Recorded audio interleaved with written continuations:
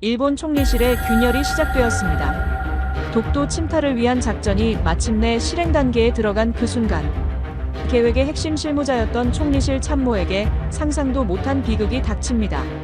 20살 간 넘은 그의 딸이 갑자기 쓰러져 불과 며칠 만에 생사의 갈림길에 서게 된 것입니다. 진단명은 초급성 간경화.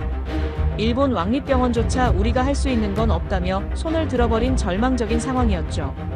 그동안 자존심과 국익을 운운하며 한국을 얕보던 일본 관료. 그러나 딸의 목숨 앞에서 그는 결국 직위도 명예도 심지어 국가까지 내던졌습니다. 그리고 모든 카메라가 지켜보는 가운데 그는 한국을 향해 무릎을 꿇었습니다. 독도를 탐내고 제국주의 망상에 사로잡혀 있던 일본. 그 야욕의 최전선에 서 있던 인물이 정작 자신의 딸 한 명 살리지 못하는 조국 앞에서 무너진 것입니다. 이제 질문은 하나입니다.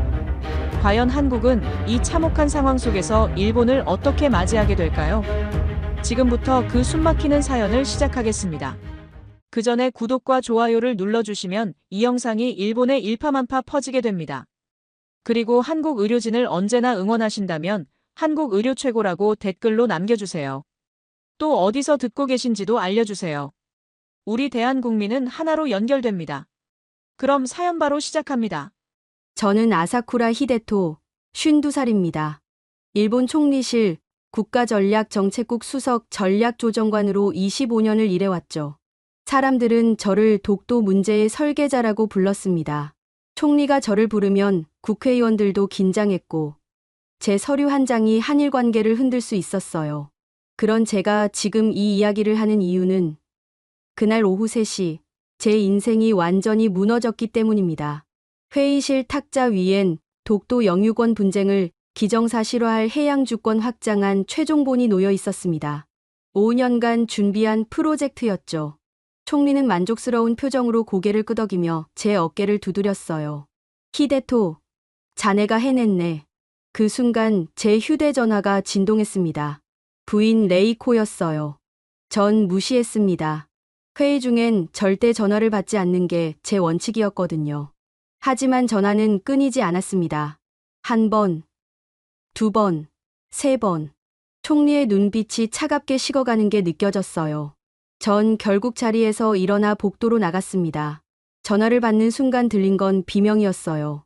제 아내의 목소리가 아니었습니다. 그건 짐승처럼 터져나오는 사람이 낼 수 있는 가장 절망적인 소리였죠. 미호가 쓰러졌어요. 핸드폰을 쥔 손이 떨렸습니다. 복도, 창문 너머로 도쿄 거리가 보였지만 아무것도 들어오지 않았어요. 딸 미호는 22살, 대학 3학년이었습니다. 아침엔 멀쩡히 학교에 간다고 인사했던 아이가 지금 병원에 실려갔다는 거예요. 전 뛰기 시작했습니다. 엘리베이터를 기다릴 수 없어서 계단을 내려갔죠. 6층에서 1층까지 숨이 턱까지 차올랐지만 멈출 수가 없었어요. 왕립병원 응급실 앞에 도착했을 땐 이미 해가 기울고 있었습니다. 형광등 불빛이 차갑게 내려앉은 복도에서 아내가 벽에 기댄 채 고개를 떨구고 있었어요. 제가 다가가자 레이코는 고개를 들었습니다. 눈이 퉁퉁 부어 있었고 입술은 피가 맺힐 정도로 깨물어져 있었죠. 의사가 늦었대요. 그 말을 듣는 순간 무릎에 힘이 풀렸습니다. 전 그대로 주저앉았어요. 레이코가 제 팔을 붙잡고 흔들었습니다. 초급성 진행성 간경화래요. 이미 간 기능이 30%도 안 남았대요. 살 방법이 없대요. 응급실 문이 열리고 의사가 나왔습니다. 40 중반쯤 되어 보이는 남자였는데 얼굴엔 어떤 희망도 없었어요. 아사쿠라 씨, 따님은 간이식 외엔 방법이 없습니다. 그러나 일본 내에서 적합한 기증자를 찾기까지 최소 6개월은 걸립니다. 따님은 한 달을 버티기 어렵습니다. 전 그 자리에서 목소리를 잃었습니다. 6개월이요? 한 달도 못 버티는데 6개월을 기다리라고요? 의사는 잠시 망설이더니 조용히 말했습니다. 한국이라면 가능성이 있습니다. 한국의 간이식 기술은 세계 최고 수준이고 응급 시스템도 빠릅니다. 하지만 그는 더 이상 말하지 않았습니다. 하지만 전 알고 있었어요. 제가 누군지, 제가 무슨 일을 해왔는지. 독도를 두고 한국과 싸워온 사람이 어떻게 한국에 무릎을 꿇을 수 있겠습니까? 언론이 알면 끝장이었어요. 총리실은 저를 버릴 거고 제 25년 커리어는 한순간에 무너질 겁니다. 안 됩니다. 제 입에서 나온 말이었습니다. 레이코가 제 얼굴을 쳐다봤어요. 믿을 수 없다는 표정이었죠. 뭐라고 했어요? 한국은 안 돼. 다른 방법을 찾자. 레이코의 눈에서 눈물이 주르륵 흘러내렸습니다. 그리고 그 눈물이 멈췄을 때 그녀의 눈엔 제가 본 적 없는 차가운 빛이 서려 있었어요. 당신, 지금 뭐라고 한 거예요? 전 대답하지 못했습니다. 레이코는 천천히 고개를 저었어요. 알았어요. 당신한텐 미호보다 독도가 더 중요하군요. 당신한텐 딸보다 총리실이 더 소중한 거죠. 그녀는 돌아섰습니다. 복도를 걸어 나가는 뒷모습이 흔들렸어요. 전 그녀를 붙잡지 못했습니다. 아니, 붙잡지 않았습니다. 그게 맞는 선택이라고, 국가를 위한 일이라고 스스로를 설득했거든요. 하지만 그날 밤, 전 잠들 수 없었습니다. 미호의 얼굴이 자꾸만 떠올랐어요. 3살 때 제 손을 잡고 웃던 얼굴, 초등학교 입학식 날 교복을 입고 어색하게 서 있던 모습, 대학 합격 통지서를 받고 눈물 흘리던 순간, 그 모든 기억이 칼처럼 제 가슴을 찔러왔습니다. 다음 날 아침, 전 총리실로 출근했습니다. 평소처럼 서류를 검토하고 회의에 참석했죠. 하지만 아무것도 머릿속에 들어오지 않았어요. 오후 2시쯤 비서가 황급히 들어왔습니다. 조정관님, 부인께서 지금 이쪽으로 오고 계십니다. 문이 벌컥 열렸습니다. 레이코였어요. 그녀는 제 책상 앞까지 곧장 걸어와 탁자 위에 놓인 서류 뭉치를 손으로 쓸어버렸습니다. 종이들이 바닥에 흩어졌어요. 사무실에 있던 직원들이 모두 얼어붙었죠. 독도고 국가고 다 필요 없어요. 딸을 살려요. 한국에 무릎 꿇어요. 레이코의 목소리는 비명에 가까웠습니다. 그녀는 제 앞에 무릎을 꿇었어요. 사무실 바닥에 차가운 대리석 위에 털썩 주저앉아 울부짖었습니다. 제발, 제발이에요. 미호를 살려줘요. 제발. 그 순간 뭔가가 부서지는 소리가 들렸습니다. 제 안에서요. 25년간 쌓아온 모든 명예, 자존심, 신념 같은 것들이 산산조각 나는 소리였어요. 전 레이코를 일으켜 세우지 못했습니다. 그저 그녀 옆에 함께 무릎을 꿇었죠. 미안해. 내가 미쳤었어. 한국으로 가자. 그날 오후, 전 총리 앞에 섰습니다. 모든 직위를 내려놓겠습니다. 명예도 연금도 필요 없습니다. 한국의 민간 통로로 도움을 요청하겠습니다. 총리는 아무 말도 하지 않았어요. 그저 고개를 끄덕였을 뿐이죠. 이틀 후, 우리 가족은 인천공항으로 향하는 비행기에 올랐습니다. 미호는 휠체어에 앉아 있었고 얼굴은 누렇게 뜨 있었어요. 비행기가 이륙하는 순간 전 창밖을 봤습니다. 도쿄의 불빛이 점점 멀어지고 있었죠. 제가 버린 모든 것들이 저 아래 남아 있었어요. 하지만 이상하게도 후회는 들지 않았습니다. 인천공항에 도착한 건 밤 11시였습니다. 비행기 문이 열리는 순간 차가운 공기가 얼굴을 때렸어요. 일본보다 훨씬 추웠죠. 레이코가 미호의 휠체어를 밀고 있었고 전 그 뒤를 따라 걸었습니다. 공항 복도는 텅 비어 있었어요. 형광등 불빛만이 하얗게 바닥을 비추고 있었죠. 입국장을 통과하려는 순간이었습니다. 미호가 갑자기 고개를 떨어뜨렸어요. 아빠. 그 목소리가 너무 작아서 거의 들리지 않았습니다. 전 황급히 미호 앞으로 달려갔죠. 아이의 얼굴은 땀으로 범벅이었고 입술은 파랗게 질려 있었어요.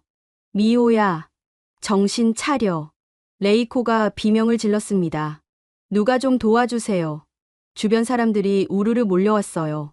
공항 직원이 달려왔고 누군가 구급차를 불렀습니다. 전 미호의 손을 꽉 쥐었어요. 차갑고 축축한 손이었죠. 미호야, 조금만 버텨. 이제 다 왔어. 여기가 한국이야. 구급차가 도착하기까지 15분이 걸렸습니다. 하지만 그 15분이 15시간처럼 느껴졌어요. 미호는 점점 의식이 흐려지고 있었고 레이코는 아이 옆에서 계속 이름을 불러댔습니다. 미호야. 엄마 목소리 들려?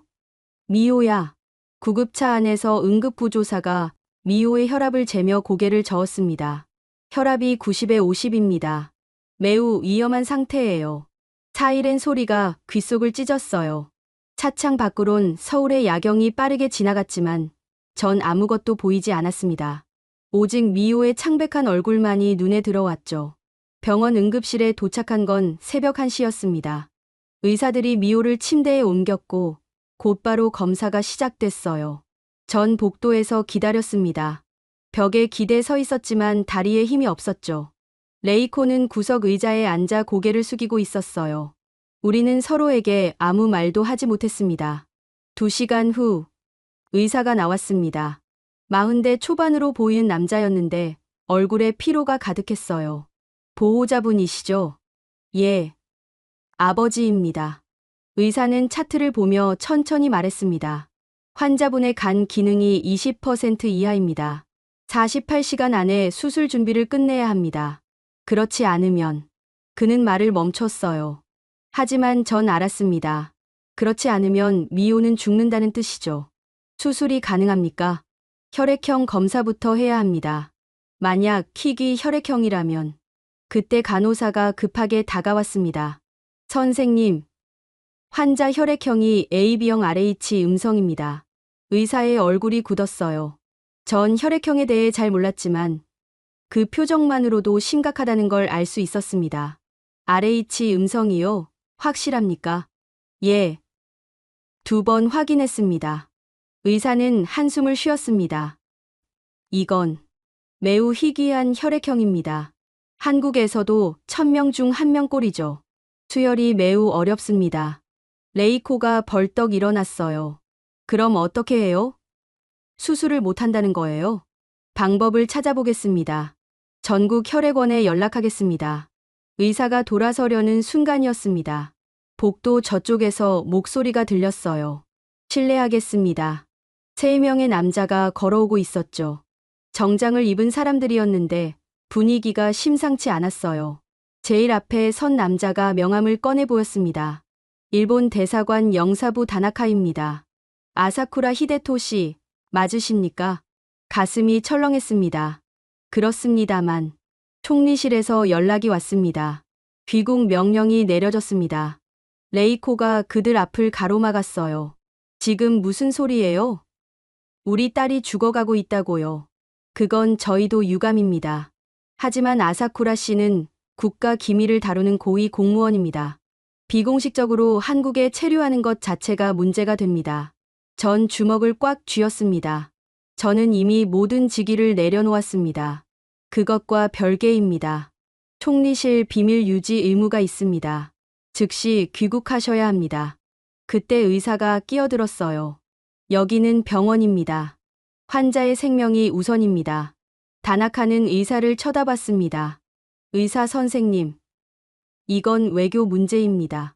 병원이 관여할 사안이 아닙니다. 아닙니다. 뒤에서 또 다른 목소리가 들렸습니다.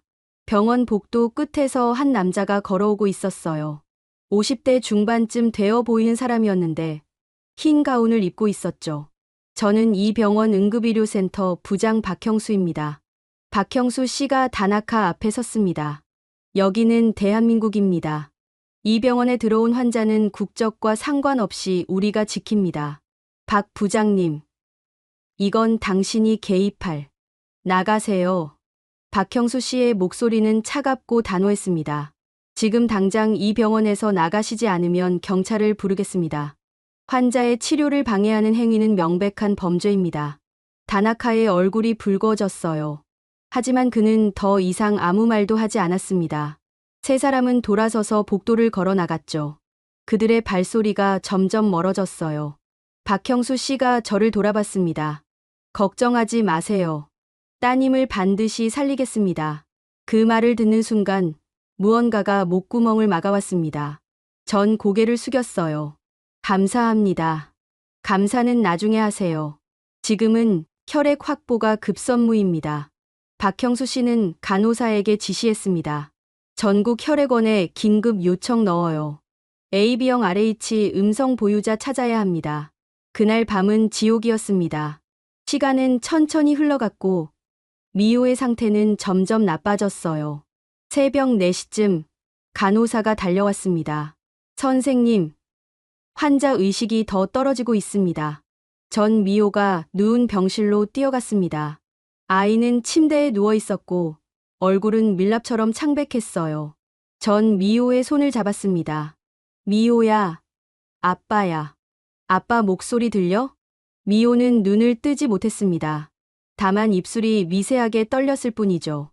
레이코가 반대편에서 아이의 다른 손을 잡았어요. 미호야, 엄마도 여기 있어.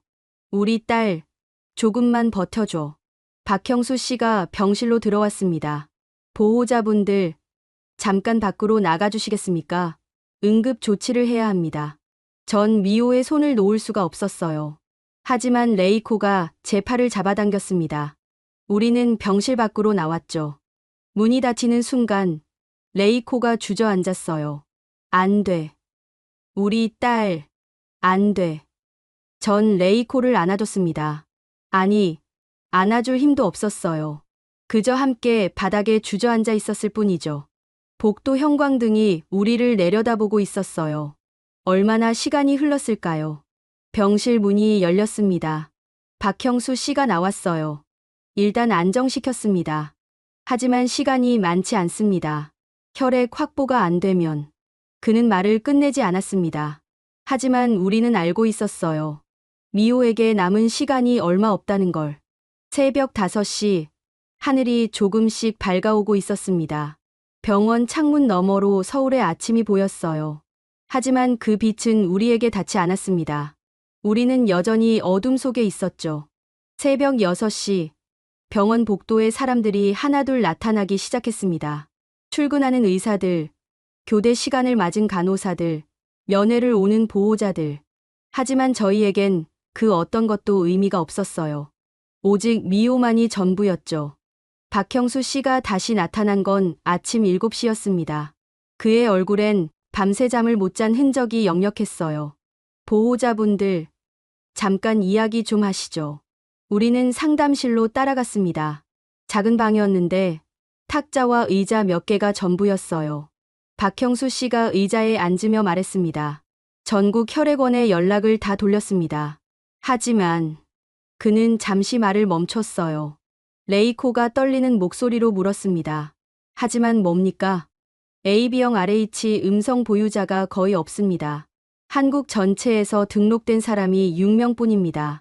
그 중에서 지금 헌혈 가능한 사람을 찾아야 하는데 얼마나 걸립니까? 최소 24시간은 필요합니다. 하지만 따님은 박형수 씨는 차트를 펼쳤습니다. 간성 혼수 초기 징후가 보입니다. 의식이 점점 떨어지고 있어요. 48시간이라고 말씀드렸지만 솔직히 말하면 24시간도 장담할 수 없습니다. 레이코의 얼굴에서 핏기가 싹 가셨어요.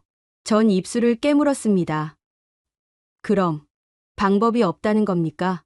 방법을 찾고 있습니다. 포기하지 마세요. 박형수 씨가 일어서려는 순간 문이 벌컥 열렸습니다. 간호사가 황급히 들어왔어요. 부장님, 환자가 깨어났는데 보호자를 못 알아봅니다. 심장이 얼어붙는 것 같았습니다. 전 의자를 넘어뜨리며 일어났죠. 병실로 뛰어갔어요. 미호는 침대에 누워 눈을 뜨고 있었습니다. 하지만 그 눈엔 초점이 없었어요. 미호야, 아빠야. 전 미호의 손을 잡았습니다. 아이는 천천히 고개를 돌려 저를 봤어요. 하지만 아무런 반응이 없었죠. 마치 처음 보는 사람을 보듯 텅 빈 눈으로 저를 바라볼 뿐이었습니다. 미호야, 아빠 목소리 안 들려? 미호의 입술이 움직였습니다. 누구세요? 그 말을 듣는 순간 무릎이 꺾였어요. 전 침대 옆에 무릎을 꿇었습니다. 미호야, 나야, 아빠야. 제발. 레이코가 반대편에서 미호의 얼굴을 어루만졌습니다. 엄마야, 미호야. 엄마 기억나지? 미호는 천천히 고개를 저었어요. 눈물도 나오지 않는 것처럼 보였습니다.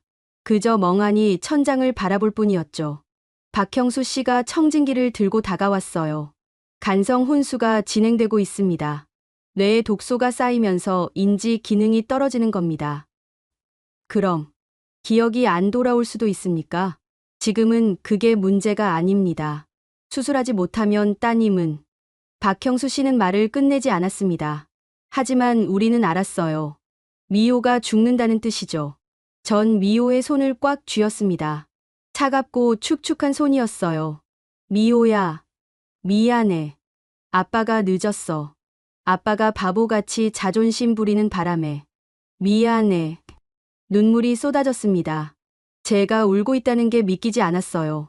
25년간 총리실에서 일하면서 단 한 번도 울지 않았던 제가 지금 딸 앞에서 무너지고 있었습니다. 아빠가 잘못했어. 독도고 뭐고 다 필요 없어. 너만 살아줘. 제발 살아줘. 레이코도 울고 있었어요. 우리 부부는 미호 침대 양쪽에서 무릎을 꿇고 울었습니다. 간호사들이 복도에서 지켜보고 있었지만 신경 쓸 여유가 없었어요. 그때 미호가 희미하게 말했습니다. 아빠. 전 고개를 번쩍 들었어요. 그래. 아빠야. 한국에 와줘서 고마워. 그 말을 끝으로 미호는 다시 눈을 감았습니다. 의식을 잃은 거죠. 박형수 씨가 급히 달려와 맥박을 확인했어요. 맥박이 약해지고 있습니다. 산소 포화도 떨어지고 있어요. 간호사들이 우르르 들어왔습니다. 우리는 병실 밖으로 밀려났어요. 문이 닫히고 안에서 분주한 목소리들이 들렸습니다. 전 벽에 기댔어요. 다리에 힘이 하나도 없었죠. 레이코가 바닥에 주저앉았습니다. 이제 끝인 거예요? 전 대답할 수 없었어요. 목소리가 나오지 않았거든요. 그저 고개를 떨구고 있을 뿐이었습니다. 1시간쯤 지났을까요? 박형수 씨가 병실에서 나왔습니다. 얼굴에 땀이 맺혀 있었어요. 일단 안정시켰습니다. 하지만 이게 마지막일 수도 있습니다. 마지막이요? 다음에 의식을 잃으면 깨어나지 못할 수도 있습니다. 레이코가 비명을 삼켰습니다. 전 박형수 씨의 팔을 붙잡았어요. 제발, 제발 우리 딸 좀 살려주세요. 뭐든지 할게요. 제 간을 드릴게요. 제 목숨을 드릴게요. 박형수 씨가 제 손을 잡았습니다. 진정하세요. 저희가 할 수 있는 모든 걸 하고 있습니다. 그때 복도 저쪽에서 또다시 소란이 들렸어요. 일본 대사관 사람들이었습니다. 이번엔 5명이나 왔더군요. 제일 앞에 선 사람은 어제 봤던 다나카였어요. 아사쿠라 씨, 마지막 경고입니다. 귀국하지 않으시면 법적 조치를 취하겠습니다. 전 천천히 걸어가 다나카 앞에 섰습니다. 제가 무슨 법을 어겼습니까? 총리실 기밀 유지 의무 위반입니다. 귀하는 독도 관련 국가 기밀을 다뤘습니다. 무단으로 한국에 체류하는 것 자체가 보안 위반입니다. 저는 이미 사임했습니다. 사임과 별개입니다. 귀국 명령 불응 시 반역죄로 조사받을 수 있습니다. 박형수 씨가 다시 나섰어요. 여기는 환자가 치료받는 곳입니다. 나가세요. 박 부장님. 이건 대한민국 정부도 관여할 수 없는 외교 사안입니다. 그때였습니다. 복도 끝에서 2명의 남자가 걸어오고 있었어요. 한 명은 양복을 입었고 다른 한 명은 경찰 제복을 입고 있었죠. 양복 입은 남자가 다나카에게 명함을 건넸습니다. 국가정보원 3과 김철수입니다. 다나카의 얼굴이 굳었어요. 김철수 씨는 차분하게 말했습니다. 아사쿠라 히데토 씨 가족은 현재 대한민국 정부의 보호 대상입니다. 더 이상 접근하지 마세요. 무슨 권한으로? 인도주의적 보호입니다. 생명이 위험한 환자를 강제 송환하는 건 국제법 위반입니다. 김철수 씨는 경찰을 돌아봤어요. 이분들 병원 출입을 금지해 주세요. 경찰이 다나카 일행 앞을 가로막았습니다. 다나카는 뭔가 말하려다 입을 다물었어요. 그들은 결국 돌아섰습니다. 복도를 걸어 나가는 그들의 뒷모습이 보였죠. 김철수 씨가 저를 돌아봤습니다. 걱정하지 마세요. 따님 치료에 집중하세요. 감사합니다. 감사는 따님이 건강해지신 후에 하세요. 김철수 씨는 박형수 씨와 짧게 이야기를 나눈 후 떠났습니다. 전 다시 병실로 돌아갔어요. 미호는 여전히 침대에 누워 있었습니다. 산소 마스크를 쓰고 있었고 온몸에 선이 연결되어 있었죠. 전 미호 옆에 앉았습니다. 아이의 손을 잡았어요. 미호야, 한국 사람들이 너를 지켜주고 있어. 아빠는 아무것도 못해줬지만 이 나라 사람들이 너를 살려주려고 애쓰고 있어.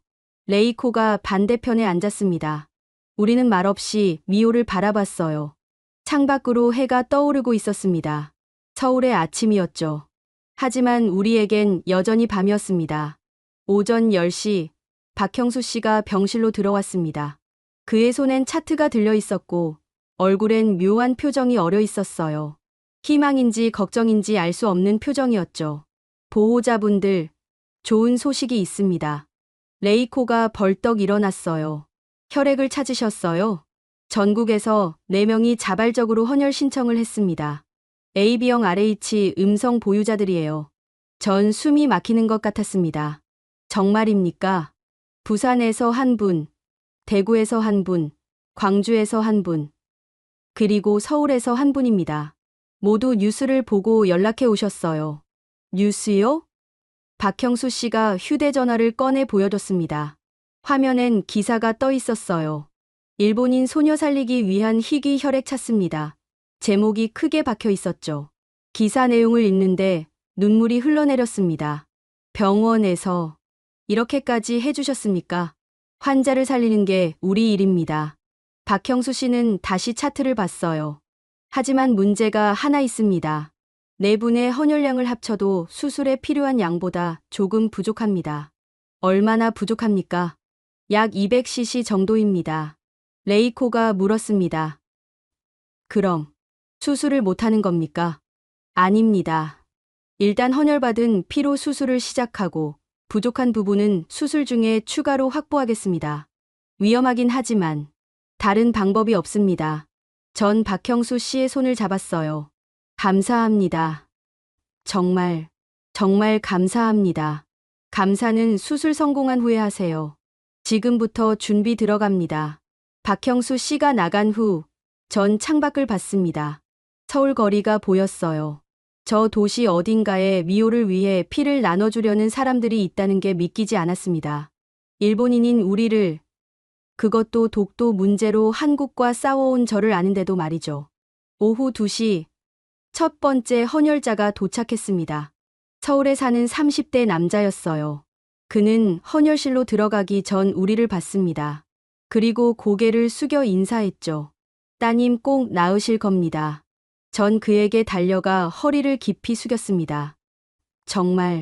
정말 감사합니다. 아닙니다. 제 피로 누군가 살 수 있다면 기쁜 일이죠. 그는 헌혈실로 들어갔어요. 레이코가 제 팔을 잡았습니다. 여보, 우리 정말 한국에 온 거 맞죠? 전 고개를 끄덕였습니다. 말이 나오지 않았어요. 목이 메어 있었거든요. 오후 4시 부산에서 온 헌혈자가 도착했습니다. 50대 여자였는데 KTX를 타고 3시간을 달려왔다고 했어요. 그녀는 우리를 보자 미소 지었습니다. 제 딸도 22입니다. 남의 일 같지 않아서 왔어요. 레이코가 그녀의 손을 잡았어요. 정말 감사합니다. 어떻게 감사를 드려야 할지. 괜찮아요. 아이가 건강해지는 게 제일 중요하죠. 오후 6시 대구에서 온 헌혈자가 도착했습니다. 20대 대학생이었어요. 그는 수업을 빠지고 왔다고 했습니다. 뉴스 보고 바로 기차표 끊었어요. 제가 도움이 될 수 있다니 신기해요. 전 그의 손을 꽉 잡았습니다. 고맙습니다. 정말 고맙습니다. 저야말로 좋은 일 하게 돼서 기쁩니다. 오후 8시 광주에서 온 마지막 헌혈자가 도착했습니다. 40대 남자였는데 택시 기사라고 자신을 소개했어요. 오늘 손님 태우다가 라디오에서 들었습니다. 당장 차 세우고 광주역으로 갔죠. 레이코가 울먹이며 말했습니다. 이렇게까지 해주시다니. 뭐, 별거 아닙니다. 제 피 좀 나눠주는 거죠. 4명의 헌혈이 끝난 건 밤 10시였습니다. 박형수 씨가 혈액팩들을 들고 나왔어요. 이제 수술 준비 들어갑니다. 내일 오전 9시에 수술 시작하겠습니다. 부족한 피는 어떻게 하십니까? 추가 헌혈자를 계속 찾고 있습니다. 그리고 박형수 씨는 잠시 망설이더니 말했습니다. 혹시 모를 상황에 대비해 수술팀을 최대한 확보했습니다. 간이식 전문의 3명, 마취과 2명, 간호사 6명이 투입됩니다. 그렇게까지 따님을 살리기 위해서입니다. 박형수 씨가 돌아서려는 순간 복도에서 또다시 소란이 들렸습니다. 하지만 이번엔 일본 대사관 사람들이 아니었어요. 한국 기자들이었습니다. 아사쿠라 씨, 한 말씀만 해주십시오. 따님 상태는 어떻습니까? 일본 정부의 압박에 대해 어떻게 생각하십니까? 경찰들이 기자들을 막아섰습니다. 하지만 기자들은 계속 질문을 던졌어요. 박형수 씨가 나섰습니다. 지금은 환자 치료가 우선입니다. 조용히 해주십시오. 기자들이 물러갔습니다. 하지만 복도 끝에서 여전히 카메라가 우리를 향하고 있었어요. 전 레이코의 손을 잡았습니다. 병실로 들어가자. 미호는 여전히 침대에 누워 있었습니다. 산소 마스크 너머로 보이는 얼굴은 더 창백해져 있었어요. 전 미호 옆에 앉아 손을 잡았습니다. 미호야, 내일 수술한대. 한국 사람들이 너한테 피를 나눠줬어. 4명이나. 부산에서, 대구에서, 광주에서, 서울에서. 모두 너를 살리려고 달려왔어. 미호는 대답하지 않았습니다. 다만 손가락이 미세하게 움직였을 뿐이죠. 전 그 작은 움직임에 매달렸어요. 너는 혼자가 아니야. 이 나라 사람들이 모두 너를 응원하고 있어. 아빠는 25년간 한국을 적으로 생각하고 살았어. 하지만 지금 깨달았어. 진짜 적은 한국이 아니었어. 아빠 자신이었어. 레이코가 반대편에서 미호의 머리를 쓰다듬었습니다. 미호야, 내일이면 다 괜찮아질 거야. 엄마 믿어. 그날 밤, 우리는 미호 옆에서 밤을 새웠습니다. 레이코는 의자에 앉아 졸고 있었고, 전 창밖을 봤어요. 서울의 밤은 불빛으로 가득했습니다. 저 불빛 하나하나가 사람들의 삶이겠죠. 그중 4명이 오늘 미호를 위해 피를 나눠줬습니다. 새벽 5시, 동이 트기 시작했습니다. 곧 수술이 시작될 거예요. 전 미호의 손을 꽉 쥐었습니다. 미호야, 조금만 더 버텨. 조금만 더. 그때 병실 문이 열렸습니다. 박형수 씨였어요. 수술 준비됐습니다. 이제 수술실로 옮기겠습니다. 간호사들이 들어와 침대를 움직이기 시작했습니다. 전 미호의 손을 놓을 수가 없었어요. 침대가 복도로 나갈 때까지 손을 잡고 있었죠. 수술실 문 앞에서 박형수 씨가 말했습니다. 이제 저희를 믿고 기다리세요. 꼭 부탁드립니다. 최선을 다하겠습니다. 수술실 문이 닫혔습니다. 미호가 사라졌어요. 전 그 문 앞에 주저앉았습니다. 레이코도 옆에 앉았죠. 우리는 말없이 그 문을 바라봤습니다. 복도, 창문 너머로 해가 떠오르고 있었어요. 서울의 아침이었습니다. 미호의 새로운 시작이 되어줄 아침이길 바랐습니다. 수술이 시작된 지 1시간이 지났습니다. 수술실 앞 대기실엔 우리 부부뿐이었어요. 플라스틱 의자에 앉아 있었지만 엉덩이가 닿는 느낌조차 없었습니다. 온 신경이 저 닫힌 문 너머에 가 있었거든요. 레이코는 2 손을 모으고 기도하고 있었어요. 불교 신자도 기독교 신자도 아니었지만 지금은 무엇이든 내달리고 싶었겠죠. 전 그저 천장을 바라봤습니다. 형광등이 희미하게 깜박이고 있었어요. 오전 11시 박형수 씨가 수술실에서 나왔습니다. 수술복을 입고 있었지만 마스크는 벗지 않은 상태였어요. 전 벌떡 일어났습니다. 어떻습니까? 지금까지는 순조롭습니다. 하지만 박형수 씨는 잠시 망설였어요. 혈액 사용량이 예상보다 많습니다. 간 상태가 생각보다 더 나빠서 출혈이 계속되고 있습니다. 그럼 어떻게 됩니까? 추가 혈액이 필요합니다. 지금 병원 측에서 긴급으로 더 찾고 있습니다. 박형수 씨는 다시 수술실로 들어갔어요. 문이 닫히는 순간 레이코가 제 팔을 붙잡았습니다. 여보, 괜찮을까요? 전 대답할 수 없었습니다. 입술이 바짝 말라 있었어요. 목구멍으론 아무 소리도 나오지 않았죠. 정오가 지나고 오후 1시가 되었습니다. 수술실 문은 여전히 닫혀 있었어요. 간호사가 한 번 나왔다가 황급히 다시 들어갔습니다. 그 짧은 순간 수술실 안이 보였어요. 의사들이 분주하게 움직이고 있었고 기계 소리가 요란했습니다. 오후 2시 복도 끝에서 낯익은 목소리가 들렸습니다. 전 고개를 돌렸어요. 일본 대사관 사람들이었습니다. 이번엔 6명이나 왔더군요. 맨 앞엔 다나카가 아닌 다른 사람이 서 있었어요. 50대 후반으로 보이는 남자였는데 정장 차림이 딱딱해 보였죠. 아사쿠라 히데토 씨입니까? 그렇습니다만. 일본 대사관 공사 야마모토입니다. 그는 서류 봉투를 꺼내 제게 건넸어요. 일본 정부의 공식 문서입니다. 읽어보시죠. 전 봉투를 뜯었습니다. 안엔 2장의 문서가 들어 있었어요. 첫 번째 장엔 귀국 명령서라고 적혀 있었고, 두 번째 장엔 국가안전조치 발동 통지서라고 적혀 있었습니다.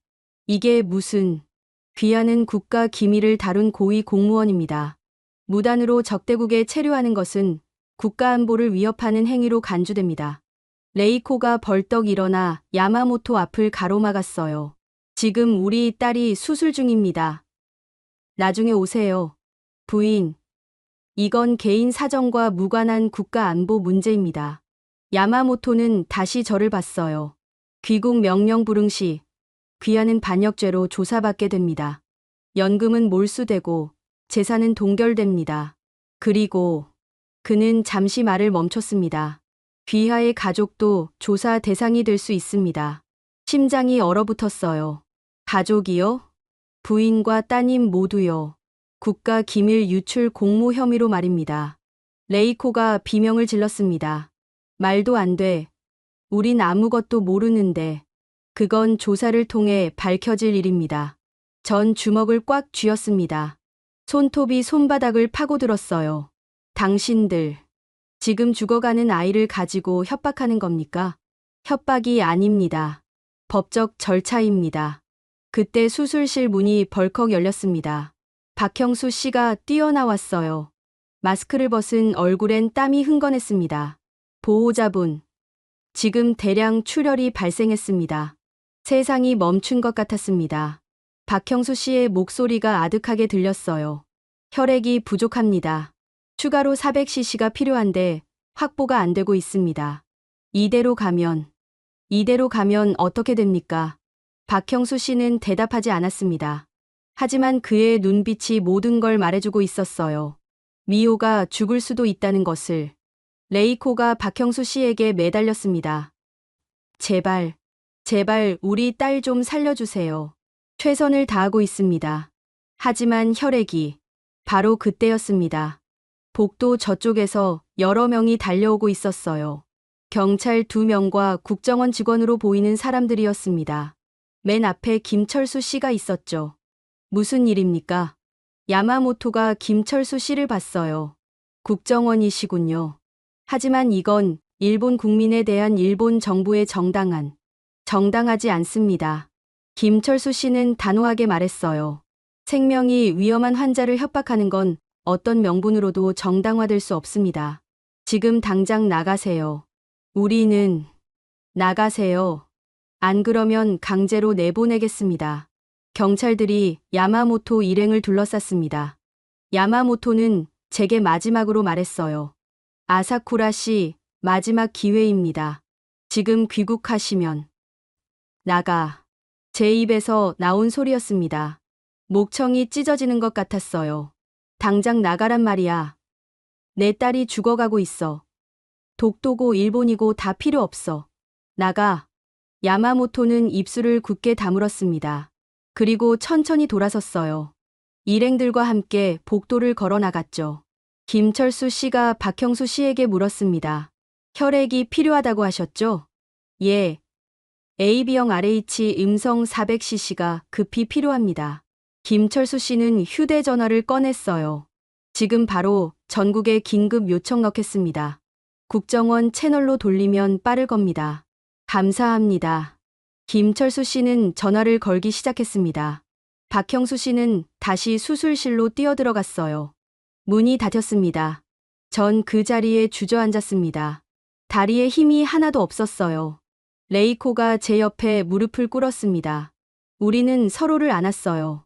아니, 안았다기보다 서로에게 기댄 채 무너져 내렸습니다. 미호야. 제발. 제발. 레이코의 목소리는 더 이상 목소리가 아니었어요. 그냥 신음에 가까웠죠.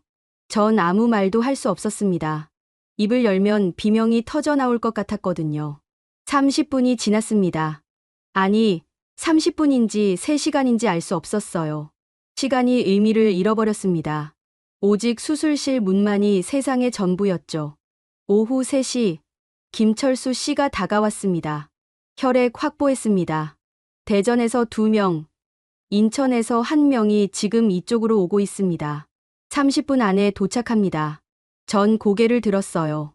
정말입니까? 예. 국정원 차량으로 긴급 수송 중입니다. 박형수 씨가 수술실에서 다시 나왔습니다. 혈액이 온다고 들었습니다. 그때까지 버텨보겠습니다. 지금 미호는 어떻습니까? 박형수 씨는 잠시 망설였어요. 솔직히 말씀드리면 매우 위험합니다.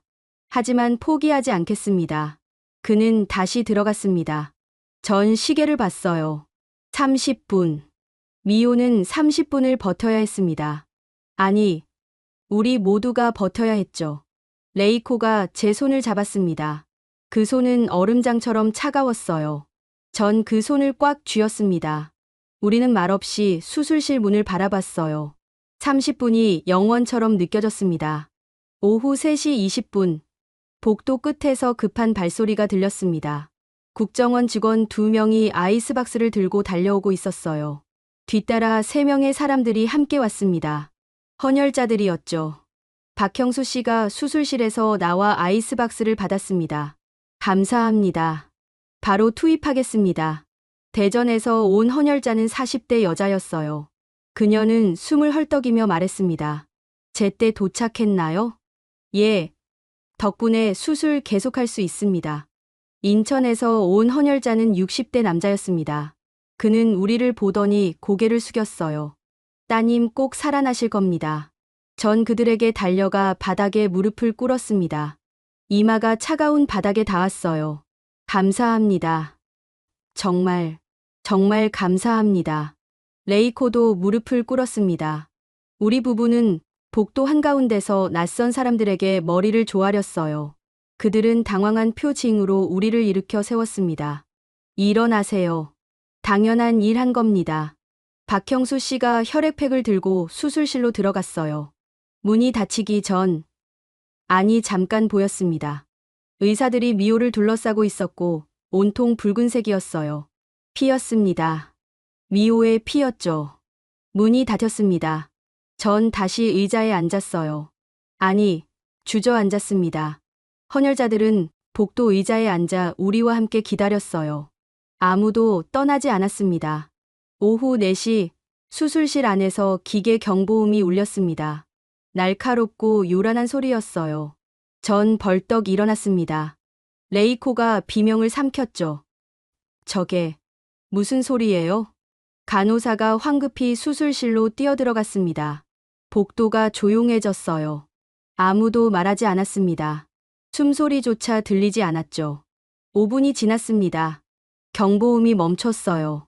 하지만 아무도 나오지 않았습니다. 전 수술실 문 앞으로 걸어갔어요. 문에 귀를 대고 싶었지만 할 수 없었습니다. 다만 그 앞에 서 있을 뿐이었죠. 레이코가 뒤에서 제 팔을 잡았습니다.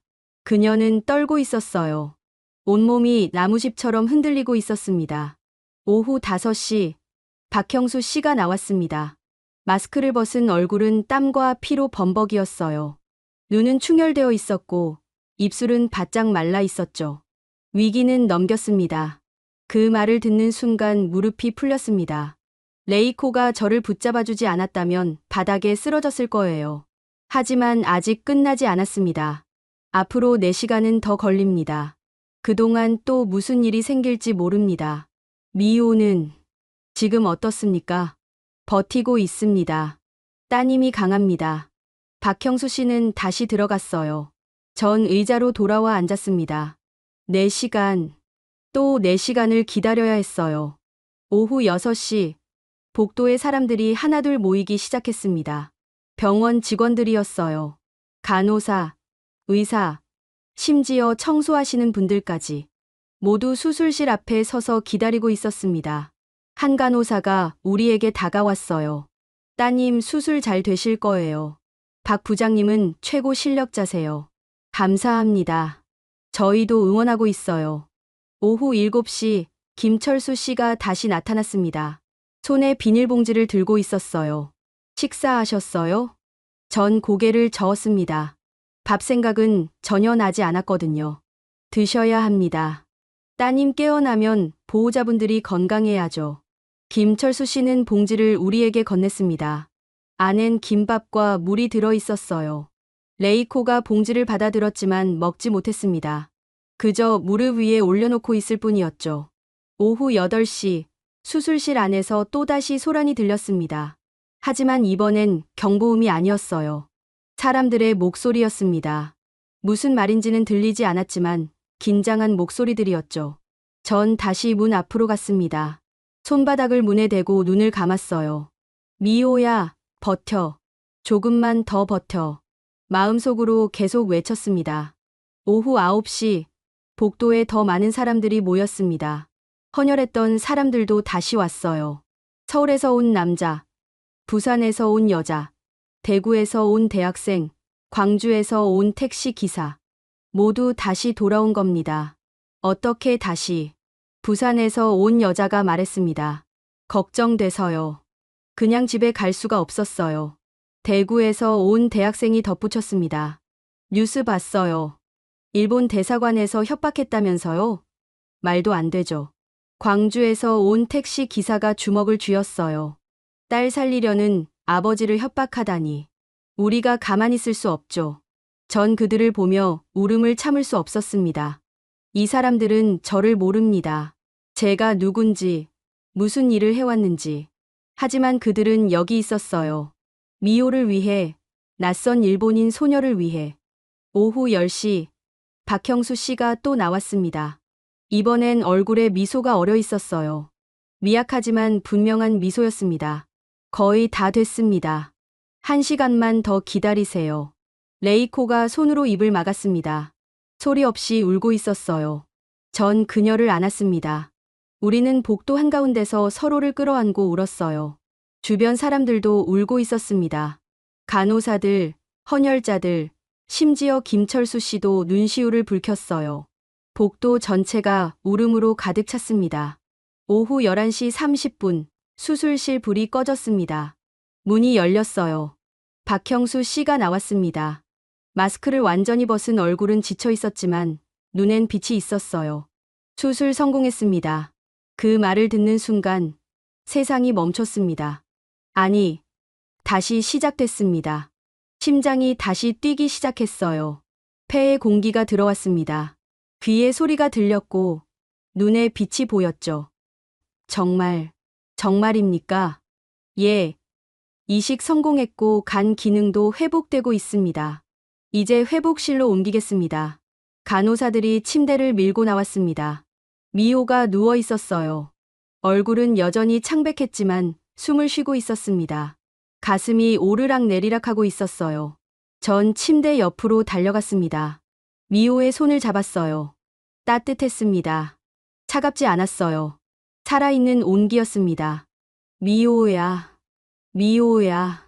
침대가 복도를 지나갔습니다. 전 손을 놓지 않았어요. 회복실까지 따라갔습니다. 레이코도 반대편에서 미호의 손을 잡고 걸었죠. 회복실 문 앞에서 박형수 씨가 말했습니다. 이제 저희가 지키겠습니다.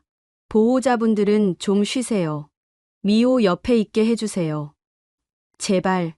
박형수 씨는 잠시 망설이더니 고개를 끄덕였습니다. 한 명만 들어가실 수 있습니다. 전 레이코를 봤어요. 그녀는 고개를 저었습니다. 당신이 들어가요. 하지만 괜찮아요. 나중에 교대해요. 전 회복실로 들어갔습니다. 미호는 침대에 누워 있었고 온몸에 선이 연결되어 있었어요. 하지만 모니터의 심박수는 규칙적으로 뛰고 있었습니다. 삑, 삑, 삑. 그 소리가 이렇게 아름답게 들릴 줄 몰랐어요. 전 의자를 침대 옆으로 당겼습니다. 앉아서 미호의 손을 잡았어요. 그리고 이마를 그 손에 대고 울었습니다. 소리내어. 목청이 터져라 울었어요. 고마워. 살아줘서 고마워.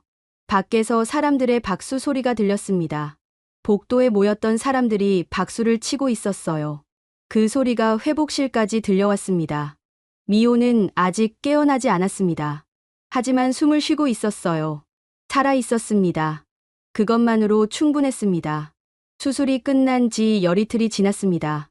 미호는 여전히 회복실에 누워 있었어요. 의식은 돌아왔지만 아직 말을 하지 못했습니다. 다만 눈을 뜨고 우리를 바라볼 수 있게 됐죠. 새벽 5시. 전 미호 옆 의자에서 잠깐 졸고 있었습니다. 그때 모니터 경보음이 울렸어요. 전 벌떡 일어났습니다. 미호의 얼굴이 일그러져 있었고 땀이 흥건했어요. 간호사, 간호사, 간호사가 달려왔습니다. 체온계를 미호 이마에 댔어요. 38도 7입니다. 열이 올라가고 있어요. 박형수 씨가 급히 들어왔습니다. 청진기로 미호의 배를 눌러보더니 얼굴이 굳었어요. 복막염 증상입니다. 복막염이요? 수술 후 합병증입니다. 바로 항생제 투여하겠습니다. 간호사들이 분주하게 움직였어요. 링거에 약물을 추가했고 미호의 혈압을 재고 또 다른 검사들을 했습니다. 전 그저 미호의 손을 잡고 있을 수밖에 없었어요. 레이코가 복도에서 뛰어들어왔습니다. 무슨 일이에요? 합병증이래요. 복막염이. 레이코의 얼굴이 하얗게 질렸어요. 그럼 또 수술해야 해요? 박형수 씨가 고개를 저었습니다. 아직은 아닙니다. 항생제로 치료 가능한 단계입니다. 하지만 뭡니까? 24시간 안에 열이 안 떨어지면 재수술해야 할 수도 있습니다. 그 말을 듣는 순간 다리에 힘이 풀렸습니다. 미호가 또 수술대에 올라가야 한다고요?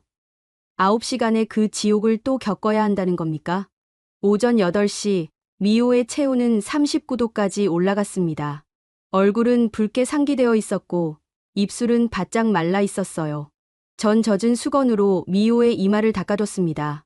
미호야, 조금만 더 버텨. 내가 이걸 이겨낼 수 있어. 미호는 눈을 떴습니다. 초점 없는 눈이었지만 저를 보고 있었어요. 입술이 미세하게 움직였습니다. 소리는 나오지 않았지만 입 모양으로 알 수 있었죠. 아빠. 눈물이 쏟아졌습니다. 그래. 아빠야. 여기 있어. 엄마도 여기 있어. 레이코가 반대편에서 미호의 손을 잡았어요. 미호야. 우리 딸. 힘내. 조금만 더 힘내. 오전 10시. 박형수 씨가 다시 들어왔습니다. 체온을 재더니 한숨을 쉬었어요. 39도 3입니다. 열이 계속 오르고 있어요. 어떻게 해야 합니까? 더 강한 항생제로 바꾸겠습니다. 하지만 그것도 안 되면. 박형수 씨는 말을 끝내지 않았습니다. 하지만 우리는 알았어요. 재수술이라는 뜻이죠. 정오가 지났습니다. 미호의 체온은 39도 5까지 올라갔어요. 간호사들이 계속 들락날락했습니다. 박형수 씨는 수술팀에 대기 명령을 내렸어요. 오후 2시, 복도에서 또다시 소란이 들렸습니다. 전 고개를 들었어요. 일본 대사관 사람들이었습니다. 하지만 이번엔 야마모토 혼자가 아니었어요. 10명이 넘는 사람들이 함께 왔습니다. 김철수 씨가 그들을 막아섰습니다. 여기는 출입 금지 구역입니다. 우리는 공식 문서를 전달하러 왔습니다. 야마모토가 서류 봉투를 꺼냈어요. 이번엔 봉투가 3개였습니다. 그는 복도 끝에 서서 소리쳤습니다. 아사쿠라 히데토. 일본 정부는 당신을 파면합니다. 연금은 몰수되고 재산은 동결됩니다. 국가 반역죄로 조사가 시작됩니다. 복도에 있던 사람들이 모두 그를 쳐다봤어요. 간호사들, 의사들, 환자 보호자들. 모두 믿을 수 없다는 표정이었죠. 전 회복실 문을 열고 나갔습니다. 야마모토 앞으로 걸어갔어요. 김철수 씨가 저를 말리려 했지만 전 손을 들어 괜찮다는 뜻을 했습니다. 야마모토 앞에 섰습니다. 그는 서류를 제게 내밀었어요. 전 받지 않았습니다. 다만 그를 똑바로 쳐다봤죠. 들으세요. 야마모토 씨. 그리고 일본 정부에 전해주세요. 제 목소리는 떨리지 않았습니다. 처음으로 확신에 찬 목소리였어요. 저는 이미 모든 것을 잃었습니다. 직위도, 명예도, 재산도. 하지만 미호가 산 이상, 저는 이미 모든 것을 얻은 겁니다. 아사쿠라 씨, 저는 25년간 독도를 위해 싸웠습니다. 한국을 적으로 만들기 위해 일했죠. 하지만 지금 깨달았습니다. 진짜 적은 한국이 아니었어요. 제 안의 오만과 편견이었습니다. 복도가 조용해졌어요. 모두 제 말을 듣고 있었습니다. 일본은 제 딸이 죽어가는데도 정치를 앞세웠습니다. 하지만 한국은 적국의 딸을 살렸어요. 낯선 사람들이 피를 나눠줬고, 의사들이 밤을 새웠고, 심지어 국정원까지 나서서 우리를 지켜줬습니다. 전 야마모토를 똑바로 봤어요. 그러니 가서 전하세요. 아사쿠라 히데토는 이제 한국의 사람이라고. 이 나라가 제 딸을 살렸고, 저는 그 은혜를 평생 갚을 거라고. 야마모토는 아무 말도 하지 않았습니다. 서류를 들고 있던 손이 떨렸어요. 그는 천천히 돌아섰습니다. 일행들과 함께 복도를 걸어 나갔죠. 전 회복실로 돌아왔습니다. 미호는 여전히 침대에 누워 있었어요. 하지만 레이코가 놀란 표정으로 저를 맞았습니다. 여보, 열이 떨어지고 있어요. 체온계를 보니 38도 5였습니다. 오전에 39도 5였던 게 떨어지고 있었어요. 박형수 씨가 달려왔습니다. 항생제가 효과를 보이기 시작했습니다. 정말입니까? 예. 이대로 계속 떨어지면 재수술은 안 해도 됩니다. 오후 4시 체온은 38도로 떨어졌습니다. 오후 6시엔 37도 5까지 내려갔어요. 오후 8시엔 37도 정상 체온이 됐습니다. 박형수 씨가 미소를 지었어요. 위기 넘겼습니다. 이제 회복만 남았어요. 전 레이코를 안았습니다. 우리는 서로를 끌어안고 울었어요. 기쁨의 눈물이었습니다. 밤 10시 미호가 눈을 떴습니다. 이번엔 초점이 있는 눈이었어요. 저를 보고 레이코를 보고 천천히 미소 지었습니다. 아빠, 엄마. 목소리가 나왔습니다. 작고 약한 목소리였지만 분명한 목소리였어요. 미호야. 전 미호의 손을 잡았습니다. 레이코도 반대편에서 손을 잡았어요. 우리 세 사람은 손을 맞잡고 울었습니다. 아빠, 여기가 한국이죠? 그래, 한국이야. 좋아요. 여기, 좋아요. 미호는 다시 눈을 감았습니다. 하지만 이번엔 편안한 얼굴이었어요. 고통스러운 표정이 아니었습니다. 그저 평화로운 잠이었죠. 박형수 씨가 차트를 적으며 말했습니다. 이제 괜찮습니다. 일주일 후면 일반 병실로 옮길 수 있을 겁니다. 정말 감사합니다. 박형수 씨. 저야말로 따님이 이렇게 강할 줄 몰랐어요. 정말 대단한 아이입니다. 그날 밤, 전 처음으로 편히 잠들었습니다. 미호 옆 의자에 앉아 딸의 손을 잡고 잠들었어요. 악몽도 없었습니다. 오직 평화만이 있었죠. 창밖으론 서울의 밤 풍경이 펼쳐져 있었습니다. 불빛들이 반짝이고 있었어요. 저 불빛 하나하나가 우리를 살려준 사람들 같았습니다. 일주일 후, 미호는 일반 병실로 옮겨졌습니다. 창가 침대였어요. 햇살이 들어오는 밝은 방이었죠. 미호는 이제 스스로 앉을 수 있게 됐고, 죽을 먹을 수도 있었습니다. 오전 10시, 박형수 씨가 회진을 왔어요. 미호의 차트를 보며 만족스러운 표정을 지었습니다. 회복 속도가 놀랍습니다. 한 달 후면 퇴원 가능할 것 같아요. 미호가 작은 목소리로 물었습니다. 선생님, 정말 감사해요. 천만에요. 잘 이겨내준 건 미호 씨예요. 박형수 씨가 나간 후 미호는 창밖을 바라봤어요. 서울 거리가 보였습니다. 사람들이 오가고 차들이 달리고 햇살이 빌딩을 비추고 있었죠. 아빠, 여기 정말 예쁘다. 전 미호 옆에 앉았습니다. 그래, 예쁘지. 우리 여기서 살면 안 돼요? 레이코가 놀란 표정으로 미호를 봤어요. 미호야, 그게 무슨... 엄마, 저 여기가 좋아요. 여기 사람들이 저를 살려줬잖아요. 전 미호의 손을 잡았습니다. 미호야, 아빠도 그 생각을 했어. 우리 여기서 새로 시작하자.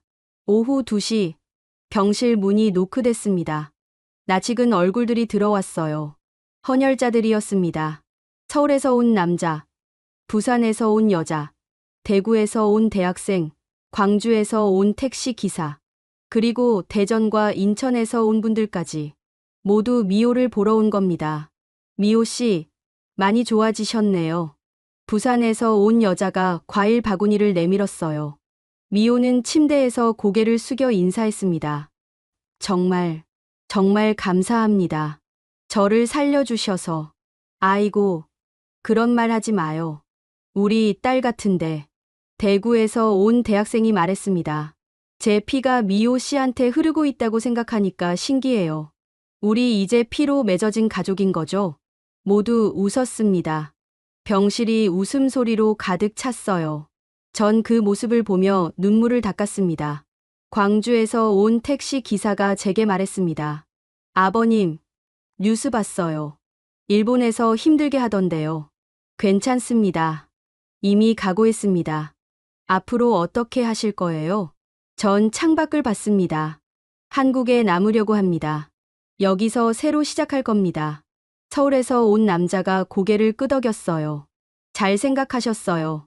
힘드시면 언제든 연락하세요. 우리가 도와드릴게요. 그들은 1시간쯤 머물다 떠났습니다. 미호는 그들이 준 과일을 보며 미소 지었어요. 아빠, 저 이 사람들 절대 안 잊을 거예요. 아빠도야.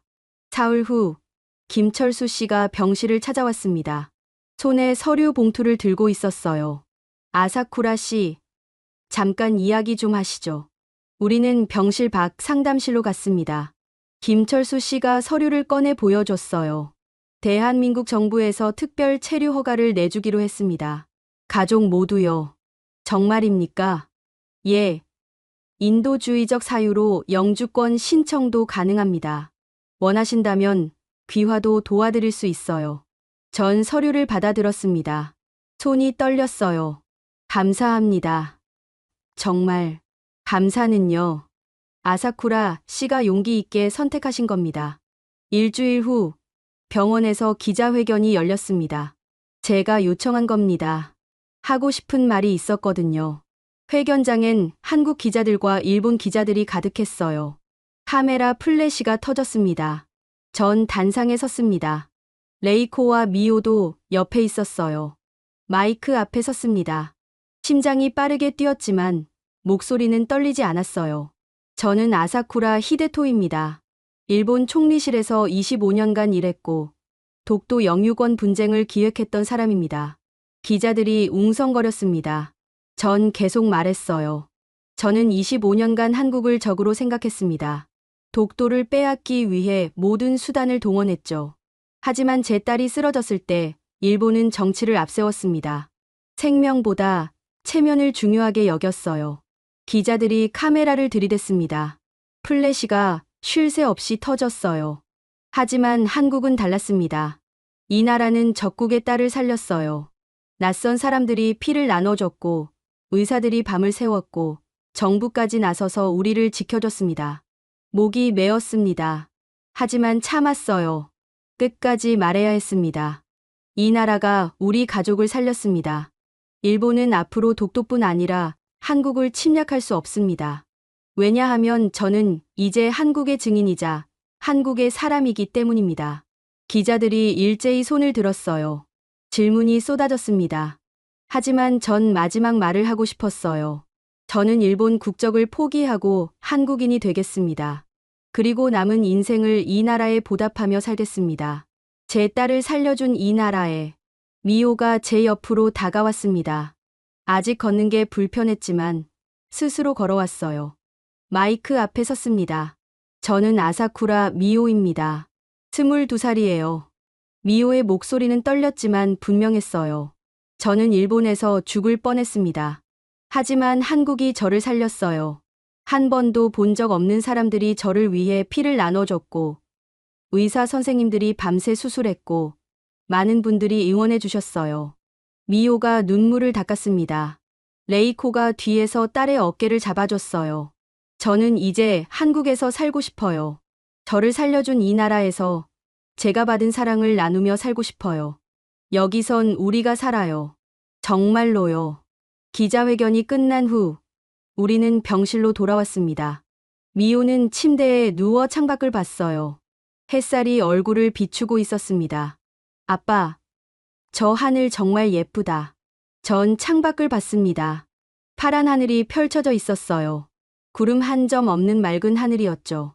그래, 예쁘구나. 아빠, 우리 여기서 행복하게 살 수 있을까요? 전 미호의 손을 잡았습니다. 그럼, 꼭 행복하게 살 거야. 한 달 후, 미호는 퇴원했습니다. 병원 앞엔 많은 사람들이 나와 있었어요. 의사들, 간호사들, 헌혈자들, 그리고 뉴스를 보고 찾아온 시민들까지. 박형수 씨가 미호에게 꽃다발을 건넸습니다. 건강하게 지내요. 미호 씨, 선생님, 정말 감사했어요. 평생 잊지 않을게요. 우리는 병원을 나섰습니다. 서울의 거리가 펼쳐졌어요. 사람들이 오가고 차들이 달리고 햇살이 모든 것을 비추고 있었습니다. 미호가 하늘을 올려다봤어요. 그리고 웃었습니다. 오랜만에 보는 밝은 웃음이었죠. 아빠, 여기서 살자. 여기선 우리가 살아. 전 고개를 끄덕였습니다. 레이코도 미소 지었어요. 우리 세 사람은 손을 맞잡고 걸었습니다. 서울의 거리를, 새로운 시작을 향해. 그날 저녁, 우리는 작은 아파트에 짐을 풀었습니다. 한국 정부가 마련해준 임시 거처였어요. 크지 않았지만 따뜻했습니다. 미호가 창문을 열었어요. 서울의 밤 풍경이 들어왔습니다. 불빛들이 반짝이고 멀리서 사람들의 웃음소리가 들렸어요. 아빠, 행복해. 아빠도야. 전 미호를 안았습니다. 레이코도 함께 안았어요. 우리 세 사람은 창가에 서서 서울을 바라봤습니다. 독도고 일본이고 다 필요 없었습니다. 오직 이 순간, 이 사랑, 이 생명만이 중요했어요. 한국이 우리에게 준 선물이었습니다. 저는 이제 압니다. 진짜 국뽕은 영토를 빼앗는 게 아니라 생명을 살리는 거라는 걸. 진짜 힘은 무기가 아니라 사랑이라는 걸. 한국이 그것을 가르쳐줬습니다. 여러분은 언제 한국이 따뜻하다고 느끼셨나요?